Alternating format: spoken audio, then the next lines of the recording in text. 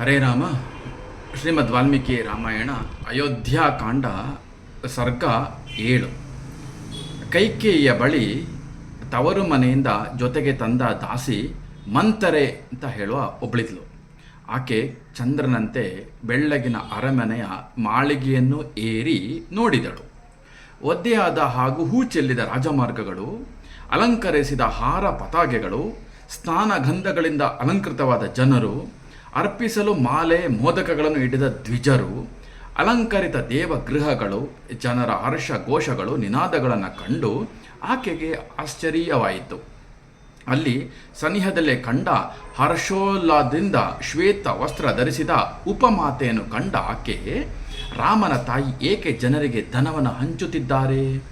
ಏಕೆ ಎಲ್ಲರೂ ಸಂತಸದಿಂದ ಇದ್ದಾರೆ? ರಾಜನು ಸಂತುಷ್ಟನಾಗಿ ಯಾವ ಕಾರ್ಯವನ್ನು ಮಾಡುತ್ತಿರುವನು ಎಂದು ಕೇಳಿದಳು. ಆಕೆಯು ಸಂತಸದಿಂದ, ಕುಬ್ಜೆ, ರಾಘವನಿಗೆ ಶ್ರೇಯ ಪ್ರಾಪ್ತವಾಗಲಿದೆ. ನಾಳೆ ಪುಷ್ಯ ನಕ್ಷತ್ರದಲ್ಲಿ ದಶರಥನು ರಾಮನಿಗೆ ಅಭಿಷೇಕ ಮಾಡುವನು ಎಂದಳು.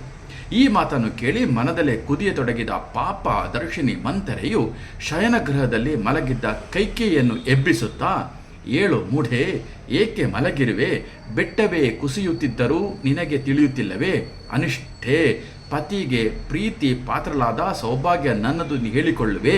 ನಿನ್ನ ಸೌಭಾಗ್ಯ ಗ್ರೀಷ್ಮ ಋತುವಿನ ನದಿಯಂತೆ ಒಣಗಿ ಹೋಗುತ್ತಿದೆ ಎಂದಳು.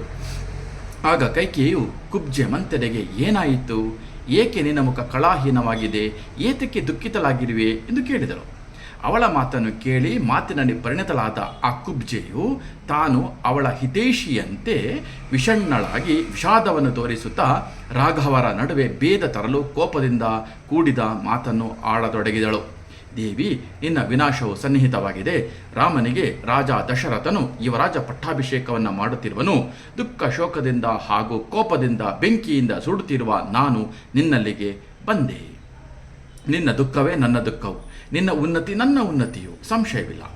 ನರಾಧಿಪತಿಯ ಕುಲದಲ್ಲಿ ಹುಟ್ಟಿ ರಾಣಿಯಾಗಿರುವ ನೀನು ಈ ತೀಕ್ಷ್ಣ ರಾಜಧರ್ಮವನ್ನು ಏಕೆ ತಿಳಿಯುತ್ತಿಲ್ಲ? ನಿನ್ನ ವಂಚಕ ಪತಿಯು ಧರ್ಮವಾದಿಯಂತೆ ಮಧುರ ಮಾತನಾಡಿ ಕ್ರೂರತನವನ್ನು ಮಾಡುತ್ತಿದ್ದಾನೆ. ನೀನದನ್ನು ಶುದ್ಧ ಭಾವ ಎಂದು ತಿಳಿದಿದ್ದೀಯೇ. ಸಂಪತ್ತನ್ನೆಲ್ಲ ಕೌಸಲ್ಯಗೆ ಕೊಟ್ಟು ವ್ಯರ್ಥವಾದ ಸಾಂತ್ವನ ಮಾಡಲು ಬರುವನು. ದುಷ್ಟ ಯೋಚನೆಯಿಂದ ಭರತನನ್ನು ಕಳುಹಿಸಿ ಅದೇ ಸಮಯದಲ್ಲಿ ರಾಮನನ್ನು ಸ್ಥಾಪಿಸುತ್ತಿರುವನು. ಇದು ಶತ್ರು ಪ್ರತಿಪಾದನೆ ಹೊರತು ನಿನ್ನ ಹಿತಕಾಮನೆಯಲ್ಲ. ಮಗಳೇ, ನೀನು ಸರ್ಪವನ್ನು ಮಡಿಲಲ್ಲಿ ಇಟ್ಟುಕೊಂಡಂತಾಯಿತು. ರಾಜ ದಶರಥನು ನಿನ್ನ ಹಾಗೂ ನಿನ್ನ ಮಗನ ವಿಷಯದಲ್ಲಿ ಸರ್ಪದಂತೆ ವರ್ತಿಸುತ್ತಿದ್ದಾನೆ. ಅದು ಅವನ ಪಾಪದ ಯೋಚನೆ ಅಲ್ಲ, ಪಾಪದ ಯೋಚನೆ ಅಷ್ಟೇ, ನಿನ್ನ ಸುಖದಲ್ಲ. ರಾಮನನ್ನು ರಾಜ್ಯದಲ್ಲಿ ಸ್ಥಾಪಿಸಿದರೆ ನೀನು ನಿನ್ನ ಬಂಧುಗಳು ಸತ್ತಂತೆಯೇ. ಬೇಗ ಕೈಕೇಯಿಯ ಕಾಲ ಬಂದಿದೆ. ನೀನು ನನ್ನ ಹಾಗೂ ನಿನ್ನ ಪುತ್ರನ ಹಿತವನ್ನು ಯೋಚಿಸು. ಹೀಗೇಕೆ ವಿಸ್ಮಯದಿಂದ ನೋಡುತ್ತಿರುವೆ ಎಂದಳು.